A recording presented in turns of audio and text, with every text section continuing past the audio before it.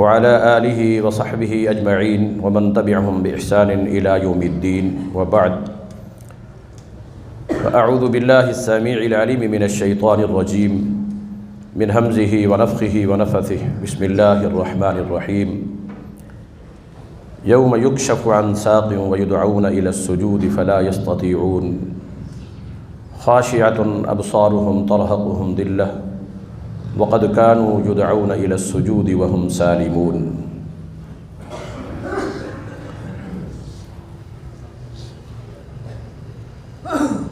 آپ جانتے ہیں الحمدللہ اللہ کے فضل سے اس مسجد میں ہر سوموار کو فضیلت الشیخ حضرت العلامہ الشیخ مولانا محمد ابراہیم بھٹی حفظہ اللہ تعالی وشفاہ اللہ وعافاہ، اللہ انہیں مکمل صحت اور شفا والی لمبی ایمان و عمل والی زندگی عطا فرمائے۔ ان کا درس بھی ہوتا ہے اور دارالافتاء سوال جواب کی نشست بھی ہوتی ہے۔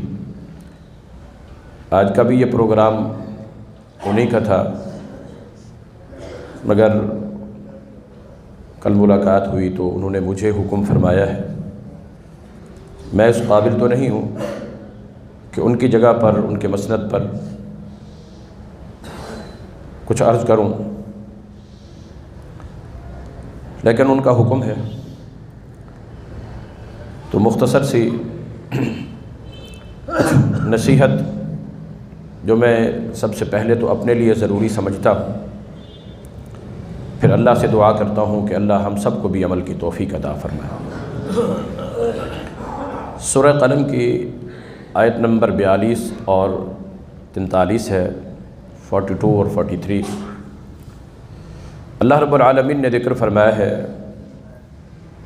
کہ یوم یکشف عن ساق ویدعون الی السجود فلا یستطیعون، اس دن کہ جس دن پنڈلی کو کھول دیا جائے گا اور کچھ لوگوں کو بلایا جائے گا کہ سجدہ کرو، تو وہ سجدہ نہیں کر سکیں گے۔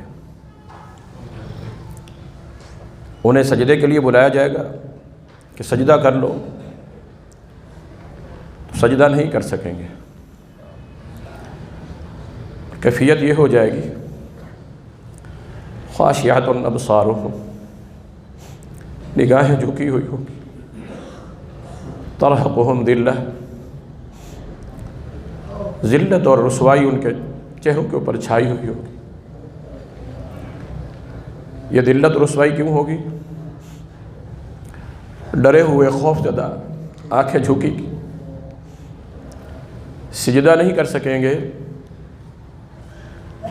کیوں؟ یدعون الی السجود وہم سالمون، کہ جب یہ صحیح سالم اور تندرست ہوا کرتے تھے اس وقت انہیں سجدوں کے لیے بلایا جاتا تھا کہ آؤ رب کو سجدے کر لو، بلایا جاتا تھا۔ صحت مند بھی ہوتے تھے، تندرست بھی ہوتے تھے، بیماری بھی کوئی نہیں ہے، تکلیف بھی کوئی نہیں ہے، دنیا کے کام کاج بھی بھاگ دوڑ کر پوری طاقت اور توانائی کے ساتھ سر انجام دے رہے ہوتے تھے۔ یدعون الی السجود، سجدے کے لیے بلایا جاتا تھا، لیکن وہم سالمون، اس وقت صحیح سالم ہونے کے باوجود یہ سجدے نہیں کیا کرتے تھے، سجدے نہیں کیا کرتے تھے۔ تو اس لیے آج قیامت کے دن جب اللہ سامنے ہے تو اللہ تعالیٰ حکم دے گا آؤ آج سجدہ کر لو۔ سیدنا عبداللہ بن عباس رضی اللہ عنہ فرماتے ہیں کہ جب قیامت کے دن یہ سجدے کے لیے کہا جائے گا نا، لا یبقى مؤمن الا خر ساجدا، جو بھی مومن ہے، مخلص، اللہ تعالیٰ کی طرف سے حکم ملتے ہی فوراً سجدے میں گر جائیں گے۔ دعا کریں اللہ ہمیں ان میں شامل کرے، اللہ ہمارے والدین کو بھی، ہماری اولادوں کو بھی ہمارے بھائیوں کو بھی، ساتھیوں کو بھی قیامت کے دن کا وہ سجدہ نصیب ہو۔ جس کو وہ سجدہ نصیب ہو جائے گا، آگے کامیابیاں اور کامرانیاں بھی اسی کے لیے، پھر جنت بھی انہی کے لیے۔ نبی اکرم صلی اللہ تعالی علیہ وآلہ وسلم یہ جو سجدے کی حالت اور کیفیت، اس کے متعلق کیا بیان فرمایا ہے؟ ان اقرب ما يكون العبد بالرب ساجدا، یا ما يكون الرب بالعبد ساجدا، دو الفاظ ہیں۔ سب سے زیادہ اللہ جب بندے کے قریب ہوتا ہے، ایک لفظ یہ ہے اللہ اکبر، اللہ قریب ہو جائے بندے کے، وہ تو ویسے ہی قریب ہے، انی قریب، لیکن جب سب سے زیادہ قریب ہو جائے، اقرب اسم تفضیل کا صیغہ، بندہ بھی اللہ کے قریب ہو جائے۔ اللہ تو قریب ہے مگر ہم اللہ کے قریب نہیں ہیں۔ نحن اقرب الیہ من حبل الورید، فرمایا ہم شاہرگ سے بھی زیادہ قریب، وہ تو ہمارا اتنا قریب ہے، مگر اب ہمیں حکم ہے واسجد واقترب، سجدے کرو اور قریب ہو جاؤ، تم بھی قریب ہو جاؤ رب کی طرف آ جاؤ۔ وَأَنِيبُوا إِلَىٰ رَبِّكُمْ فَأَسْلِمُوا لَهُ، آؤ اس کے آگے جھک جاؤ، انابت اختیار کرو، جھکا دو اپنے آپ کو اس کے آگے۔ فَأَسْلِمُوا لَهُ، اور فرما برداری بھی کرو، اسلام بھی اپنا صحیح کرنا۔ فرمایا سب سے زیادہ اقرب ما یکون العبد، جب بندہ بھی اللہ کے قریب ہوتا ہے، اللہ تو قریب ہے، بندہ جب اللہ کے قریب ہوتا ہے تو وہ سب سے زیادہ اللہ تعالیٰ کے قریب ترین جو حالت ہے بندے کی، وہ ہے کہ جب بندہ سجدے میں ہوتا ہے۔ یہ اللہ کے قریب ہونے کا ایک مظہر ہے، بندے کے رب کے قریب ہو جانے کی حالت اور کیفیت۔ لقد خلقنا الانسان فی احسن تقویم، اللہ نے انسان کو احسن تقویم میں پیدا کیا۔ کرمنا بنی آدم، اولاد آدم کو ہم نے بڑی عزت عطا کی ہے۔ وحملناہم فی البر والبحر، بر و بحر کی تمام مخلوقات سے ہم نے اسے زیادہ اونچا رکھا ہے، اللہ نے یہ عظمت عطا کی۔ اور انسان جب مخلوقات میں سے سب سے اعلیٰ ہے تو اس لیے اللہ یہ چاہتا ہے اس کی پیشانی بھی سوائے اللہ کے کسی اور کے آگے نہ جھکے نہ ٹکے۔ جھکے تو رب کے آگے، اور اگر ٹکے تو زمین کے اوپر بھی، تو کس کے آگے؟ رب کے آگے۔ آج غیر اللہ کو بھی سجدے ہو رہے ہیں۔ وہ ہدہد نے بھی جا کے دیکھا تھا سبا میں، رأیتہم یسجدون للشمس، میں نے دیکھا ہے کہ وہ سورج کو سجدہ کرتے۔ اللہ یسجدو، وہ ہدہد تھا، وہ غیر اللہ کو ہوتے ہوئے سجدہ دیکھ کر برداشت نہیں کر سکا، کہتے اللہ یسجدو للہ، یہ اللہ کو سجدے کیوں نہیں کرتے؟ یہ سورج کو چاند کو کر رہے ہیں سجدے، حالانکہ خلقہن، ان کو پیدا کیا تو کس نے کیا؟ اللہ نے کیا ہے۔ تو جب پیدا کرنے والا وہ ہے تو سجدے کا حقدار بھی قائل وہی ہے۔ دین کے ارکان میں سے سب سے اہم ترین رکن توحید اور رسالت کے اقرار اور شہادتین اور تصدیق ایمان کے بعد یہ صلاۃ ہے، نماز، جس میں رسول اللہ فرماتے ہیں کہ اذا کان احدکم فی الصلاۃ فانہ یناجی ربہ، صحیح بخاری کے حدیث، جب تم نماز پڑھتے ہو تو رب سے ہم کلام ہوتے ہو، رب سے گفتگو کر رہے ہوتے ہو۔ یہ نماز کی حالت اللہ تعالیٰ سے ہم کلام ہونے کی ہے۔ اور پھر جب سجدے میں انسان چلا جاتا ہے، اللہ تعالیٰ سے ہم کلام بھی ہو رہا ہوتا ہے، اللہ قریب ہوتا ہے، بندہ بھی اللہ کے قریب ہو جاتا ہے۔ اس لیے رسول اللہ نے فرمایا کہ فاجتہدوا فی الدعاء، بہت زیادہ تم جد و جہد کیا کرو، کوشش کیا کرو جوہد کا معنی اپنی طاقت کو صرف کر دینا، جتنی طاقت ہے، کیپیسٹی ہے، اللہ نے تمہیں استطاعت دی ہے، وہ ساری لگا دو کسی چیز میں، اس کو کہتے ہیں جوہد عربی زبان میں۔ اپنے اسباب اور وسائل بھی اس میں کھپانے ہیں، اور اسی جوہد سے ہی پھر جہاد ہے، دین کے غلبے کے لیے، احیاء کے لیے۔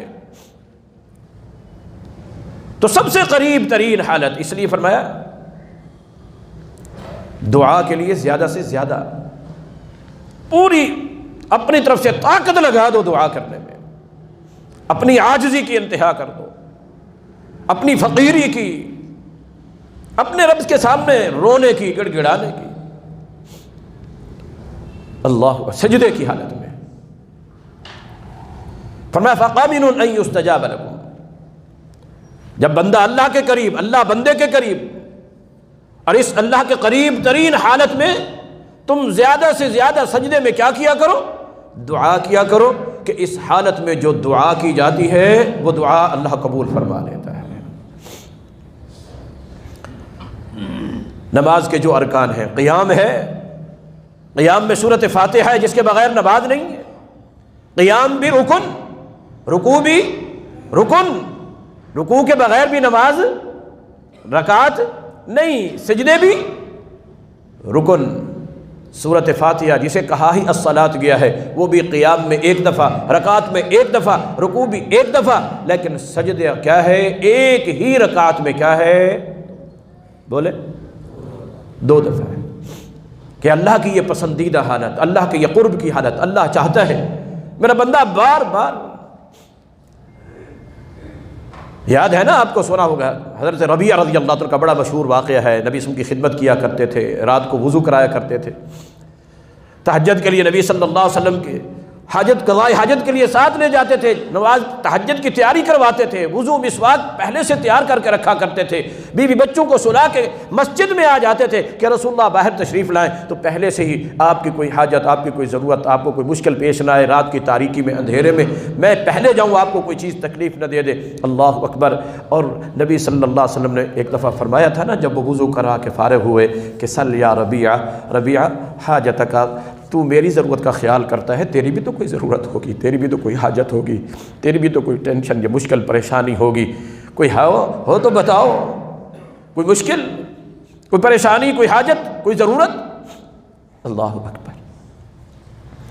یہاں سے بھائی لوگوں نے تو یہ استدلال کر لیا نا کہ دیکھو نبی دینے میں خود قادر ہے نا، کہ فرما رہے ہیں مانگو، جو مانگو گے مل جائے، جو کچھ اللہ نے نبی صلی اللہ علیہ وسلم کو عطا کیا تھا، نبی صلی اللہ علیہ وسلم آگے دیا کرتے تھے، بخل سے کام نہیں لیتے تھے، کنجوسی سے کام نہیں لیتے تھے۔ اور یہاں دنیاوی اعتبار سے کوئی تمہاری حاجت ہو، کوئی تمہاری ضرورت ہو، جو میں اس کو حل کر سکتا ہوں تمہاری مشکل کو۔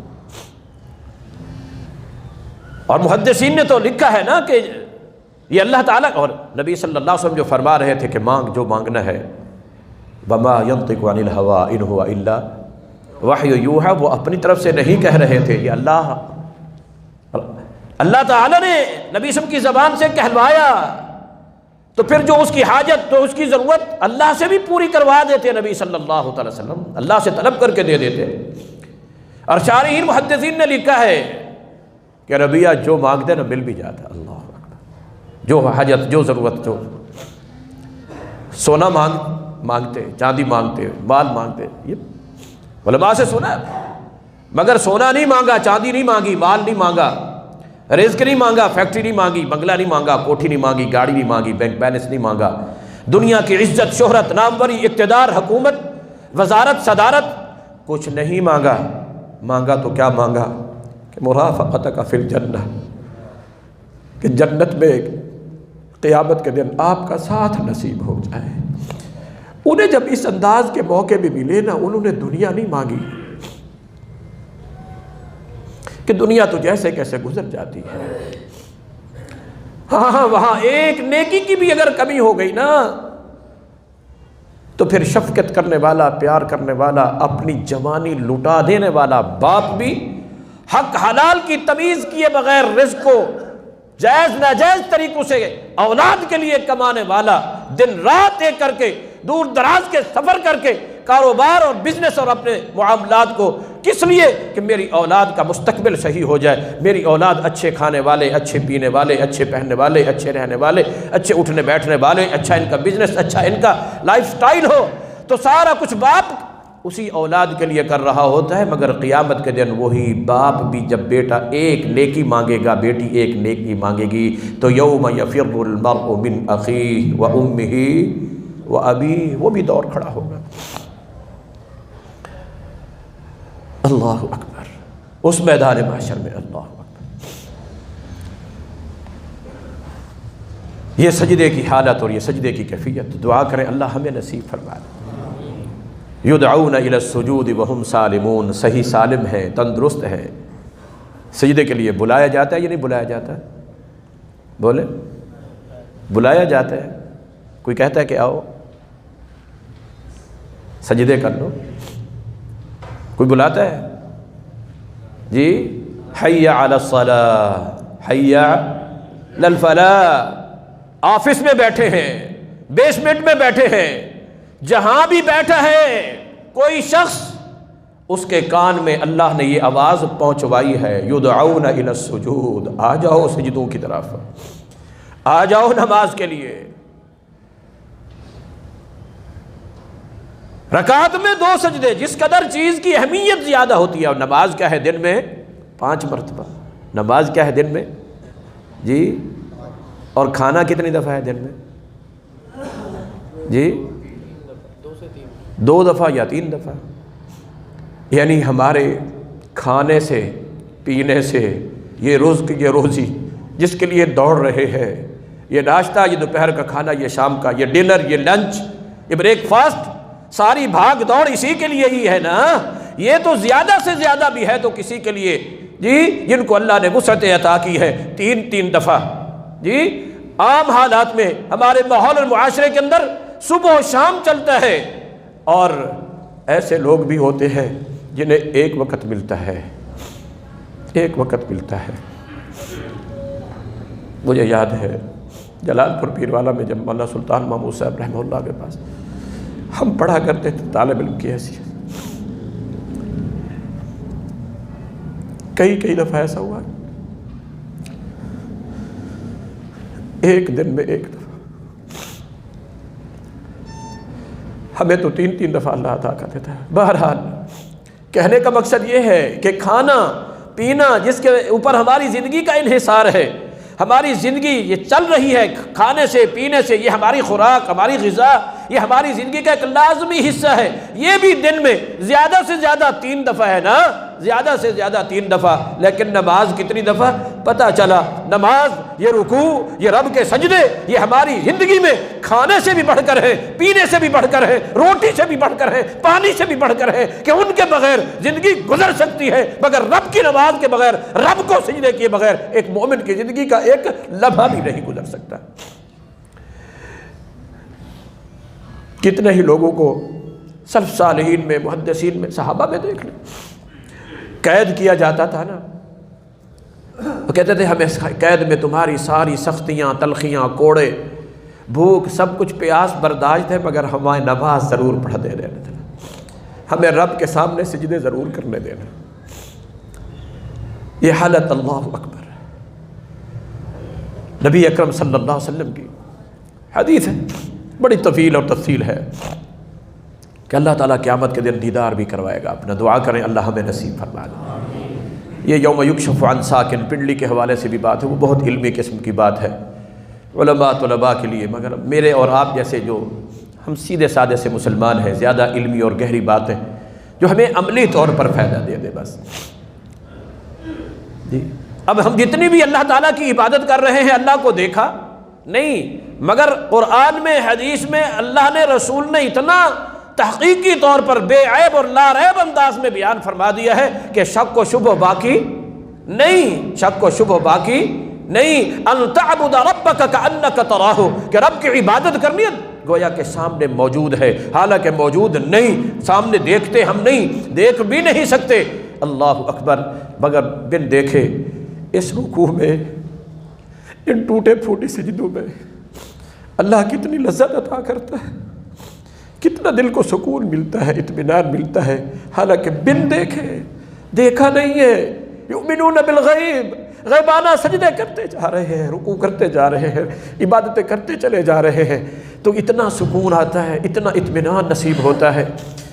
جو یہ اہل ایمان ہے ان کو کتنا نصیب ہوتا ہے، ایک ہی سجدے کے اندر جب اللہ تعالیٰ کی طرف سے خشوع خضوع کی ایک کیفیت طاری ہوتی ہے، زندگی کے سارے دکھ اور غم بھول جاتے ہیں، ساری پریشانیاں دور ہو جاتی ہیں، ایک اطمینان اور سکون۔ رب کی رحمت ایسے دل پہ اثر کرتی ہے کہ دنیا کی ساری لذتیں، عیش و عشرت اس پہ قربان کر دیے جائیں، حالانکہ یہ سجدہ بن دیکھے رب سامنے نہیں ہے، مگر قیامت کے دن جب رب سامنے ہوگا، پنڈلی سامنے ہوگی، اللہ حکم دے گا سجدہ کر لو، اس سجدے میں کیا لذت ہوگی، کیا مٹھاس ہوگی، کیا سکون ہوگا، کیا سرور ہوگا۔ یہ وہی جانتے ہیں جنہیں نصیب ہوا کرتا ہے یہ عبادت میں یہ لذت۔ جن لوگوں کو یہ اللہ عطا کرتا ہے وہی جانتے ہیں اس کو، ہاں میں اور آپ نہیں سمجھ سکیں گے۔ اللہ اکبر۔ موسیٰ علیہ السلام ایک دفعہ اپنی قوم کے لوگوں کو لے کر جا رہے تھے،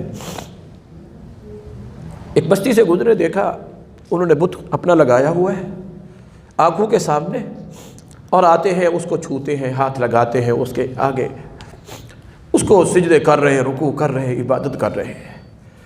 تو موسیٰ علیہ السلام کی قوم کے لوگ کہنے لگے اجعل لنا الہا کما لہم آلہہ، موسیٰ دیکھو یہ عبادت کر رہے ہیں اپنے معبود کی، اپنے خدا کی، آنکھوں کے سامنے ہیں کہ وہ اس کو دیکھتے ہیں، آتے ہیں، ہاتھ لگاتے ہیں، ٹٹولتے ہیں، ہمیں بھی کوئی ایسا رب دکھا کہ ہم اپنے آنکھوں سے دیکھیں تو صحیح۔ اللہ اکبر۔ کہ ان کی چاہت تھی کہ کسی طرح اللہ کو دیکھیں، اللہ ہمارے سامنے ہو، جیسے یہ اپنے سامنے اس کی عبادت کر رہے ہیں، ہم بھی رب کے سامنے عبادت کریں، کہ سامنے عبادت کرنے کا مزہ ہی کچھ اور ہے، لطف ہی کچھ اور ہے، سکون ہی کچھ اور ہے، سرور ہی کچھ اور ہے۔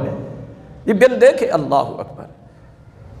نبی اکرم صلی اللہ علیہ وسلم بھی جا رہے تھے ایک غزوے کے اندر، کچھ نئے نئے جو مسلمان تھے، ابھی کچھ پرانی باتیں ذہن میں تھیں، اللہ ہم سب کی بھی اصلاح فرما کہ جنگ میں جا رہے ہیں کامیابی کامرانی کے لیے۔ جب اسلام قبول نہیں کیا تھا، دور جاہلیت تھا، کفر اور شرک میں تھے، تو اپنے جنگی ہتھیاروں کو، تلواروں کو، نیزوں کو، کمانوں کو، بھالوں کو، یہ ہے کسی ایک درخت کے اوپر، وہ ذات انوات نام کا ایک درخت تھا، اس کے اوپر لٹکاتے تھے، اس کے ساتھ لگا دیتے تھے تو برکت حاصل ہو جاتی تھی، اور اس کے نتیجے میں دشمن پہ کامیابی حاصل کر لیتے تھے، دشمن پہ فتح حاصل کر لیتے تھے۔ تو بعض اس طرح کے جو بھی نو مسلم قسم کے تھے، انہوں نے یہ کہہ دیا تھا کہ اجعل لنا ذات انوات کما لہم ذات انوات، اللہ کے رسول ہمارے لیے بھی اس طرح کا جو ہے نا درخت بنا دیجئے جس پہ ہم بھی اپنے تلواریں، نیزے وغیرہ یہ لگا لیا کریں تاکہ برکت سی پیدا ہو جائے۔ تو اس وقت نبی صلی اللہ علیہ وسلم فرمایا تھا کہ قل تم، آج تم نے اسی طرح بات کہہ دی ہے جیسا کہ یہودیوں نے موسیٰ علیہ السلام کو کہا تھا۔ عرض کرنے کا مقصد یہ کہ سامنے دیکھ کر ان کا دل بھی للچایا کہ اللہ ہمارے سامنے ہو۔ جی موسیٰ علیہ السلام گئے نا ملاقات کے لیے، اللہ تبارک و تعالی، اللہ نے خود بلایا تھا۔ جی پہلے 30 راتیں تھیں، پھر اس ملاقات کو مزید 10 راتیں بڑھا کر فتم میقاتہ 40 لیلہ، اب وہ ملاقات ہے۔ کلم اللہ موسیٰ تکلیما، اللہ نے موسیٰ علیہ السلام سے ہم کلام ہے، موسیٰ علیہ السلام اللہ تعالیٰ سے ہم کلام ہے، اور اس ملاقات میں اب جب کوئی دو ملتے ہیں تو آمنا سامنا ہی نہ ہو۔ جی موسیٰ علیہ السلام بھی اللہ تعالیٰ کو کہہ بیٹھے کہ رب ارنی انظر الیک، اللہ میں تجھے دیکھنا چاہتا ہوں میرے سامنے۔ اللہ اکبر، ہمیں دیکھ، مجھے اپنے آپ کو تو دکھا دے یا اللہ۔ اللہ تعالیٰ نے فرمایا لن ترانی، موسیٰ نہیں دیکھ سکتے ہو، نہیں دیکھ سکتے ہو۔ دنیا میں تو لا تدرکہ الابصار وہو یدرک الابصار، یہ دنیا کی نگاہیں نہیں دیکھ سکتی ہیں، اس کو نہیں پا سکتی ہیں، وہ سب کو دیکھ سکتا ہے مگر یہ نہیں اس کو دیکھ سکتی۔ موسیٰ علیہ السلام بھی نہیں دیکھ سکے۔ نبی صلی اللہ علیہ وسلم سے بھی سوال کیا گیا تھا نا، معراج کی رات، یہ اللہ سے ملاقات ہے، سجدہ بھی اللہ سے ملاقات، نماز بھی اللہ سے ملاقات، کہ اللہ صاحب حل رأیت ربک، کیا آپ نے معراج کی رات اپنے رب کو دیکھا تھا؟ فرمایا نور انا رأیناہ، کہ وہ تو ایک بھلا نور ہے، ہم اسے کیسے دیکھ سکتے ہیں کہ دنیا کی اس حالت میں نہیں، مگر قیامت کے دن اللہ تعالیٰ کا دیدار ہوگا۔ دعا کریں اللہ نصیب فرما دے۔ وجوہ یومئذ ناظرہ الی ربہا ناظرہ، چمکنے دمکنے والے، حشاش بشاش، سرسبز و شاداب، روشن اور منور چہرے، وجوہ یومئذ مسفرہ، وہ چمکنے دمکنے والے چہرے، الی ربہا ناظرہ، وہ رب کو دیکھیں گے انشاءاللہ۔ دعا کریں اللہ ہمیں بھی ان خوش نصیبوں میں شامل ہو۔ یہ حدیث تک بخاری میں بڑی تفصیل کے ساتھ ہے۔ اللہ دیدار کرائے گا۔ جیسے تم چاند کو دیکھتے ہو، تمہیں دیکھتے ہوئے آنکھوں میں کوئی چبھن اور تکلیف نہیں ہوتی نا، اسی طرح تم جیسے 14ویں کی رات میں چاند کو دیکھتے ہو، سترون ربکم لا تضامون فی رؤیتہ، تمہارے رب کو دیکھنے سے سکون اور سرور اور ایک لذت حاصل ہوگی، کوئی تکلیف اور چندھیاٹ نہیں ہوگی، کوئی اللہ اکبر آنکھیں دیکھ کر سختی سے بند ہونے لگ جاتی ہیں، نہیں، دیدار کرتے کرتے سکون نصیب ہوگا۔ اسی حدیث میں آگے چل کر فرمایا کہ جہنمیوں کو بعض ایسے ہوں گے، اللہ تبارک و تعالیٰ حکم دے گا کہ اخرجوہم من النار، ان کو جہنم سے نکالو، ان کو جہنم سے، گناہ تھے، نافرمانیاں تھیں، جہنم کی سزا بھگتنے کے بعد ایمان تھا، فرشتوں کو حکم ملے گا کہ ان کو نکالو، کہ ان کو، کہ من کان فی قلبہ، جس کے دل کے اندر کیا ہے؟ ایمان ہے، اس کے بھی درجے بندی بیان کی گئی ہے، ذرے کے برابر بھی ایمان، نکالنے کا حکم دیا جائے گا۔ کچھ لوگ ان کو نکالو، ان کی نشانی اور علامت کیا ہوگی؟ اللہ حکم دے گا کہ من کان لہ اثر السجود، کہ جس کے جسم میں سجدوں کے اثرات ہیں، سجدوں کے نشانات ہیں نا، ان سجدوں والوں کو، سجدے کرنے والوں کو نکالو جہنم سے۔ چنانچہ فَيُخْرِجُونَ مَنْ كَانَ لَهُ أَثَرُ السُّجُودِ، جس کی سجدے کی کوئی علامت، کوئی نشانی۔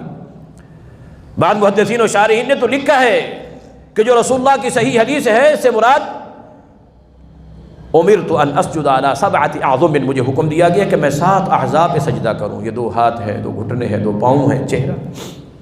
اگر صحیح مسلم کی ایک حدیث میں چہرے کی تعیین ہے، چہرہ ہے پیشانی، اور پیشانی کے اوپر یہ جو نشان ہوتا ہے نا سجدے کا، یہ اور نکالا جائے گا، اللہ اکبر۔ اور رسول اللہ فرماتے ہیں کہ کل ابن آدم، ہر آدم کو، بیٹے کو، اور ایک روایت میں بلکہ تفسیر بھی موجود ہے، وضاحت بھی موجود ہے کہ کل ابن آدم، ابن آدم کو سر سے لے کر پاؤں تک تحرقہ النار، آگ اس کو جلا دے گی، جسم سارا جل جائے گا، جھلس جائے گا اس کی وجہ سے، لیکن الا اثر السجود، جہنم میں وہ جگہ بچ جائے گی جلنے سے جو سجدے کے جہاں اثر ہوگا، سجدے کا جہاں نشان ہوگا۔ جہنم کی آگ بھی، امام بخاری رحمۃ اللہ علیہ نے کتاب الاذان میں باب فضل السجود میں یہ حدیث نقل کی۔ یہ سجدے کی فضیلت ہے، یہ سجدے کی عظمت ہے کہ جہنم کی آگ بھی ان اعضاء کو، اعضاء کے ان مقامات کو جو سجدے میں استعمال ہوئے، سجدے کا اثر پڑ گیا، سجدے کا نشان پڑ گیا، قیامت کے دن جہنم کی آگ، چاہے بندہ گناہگار بھی ہوگا نا، جسم جلے گا، لیکن سجدے کے یہ اعضاء باقی بچ جائیں گے، یہ جل نہیں سکیں گے، اتنی عظمت ہے سجدے کی۔ اللہ فَيُخْرَجُونَ مِنَ النَّارِ، جہنم سے ان کو نکالا جائے گا۔